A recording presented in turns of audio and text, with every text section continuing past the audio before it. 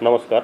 ગુજરાત માધ્યમિક અને ઉચ્ચતર માધ્યમિક શિક્ષણ બોર્ડ ગાંધીનગર આયોજિત ધોરણ 10ની ફેબ્રુઆરી માર્ચ 2026ની જાહેર પરીક્ષાઓના પરિણામો આજરોજ જાહેર કરવામાં આવેલા છે. સદર પરિણામોની અંદર છોટાઉદેપુર જિલ્લાની અંદર ધોરણ 10ની અંદર કુલ 17 કેન્દ્રો ઉપર પરીક્ષાનું આયોજન કરવામાં આવેલું હતું.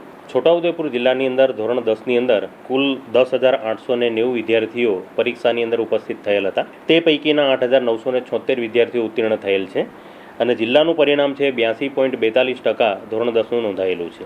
જિલ્લામાં સૌથી વધુ પરિણામ ધરાવતું કેન્દ્ર છે પાવી જેતપુર, જેનું પરિણામ છે 94.34%. અત્રેના જિલ્લાની અંદર A1 ગ્રેડ મેળવનાર કુલ 91 વિદ્યાર્થીઓ છે. અત્રેના જિલ્લામાં 100% પરિણામ મેળવનારી કુલ 21 શાળાઓ નોંધાયેલી છે.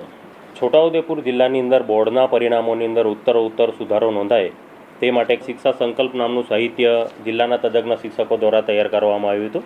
એ સાહિત્યના કારણે જે અભ્યાસમાં પાછળ રહેતા વિદ્યાર્થીઓ હતા એમને વિશેષપણે લાભ થયેલો હતો.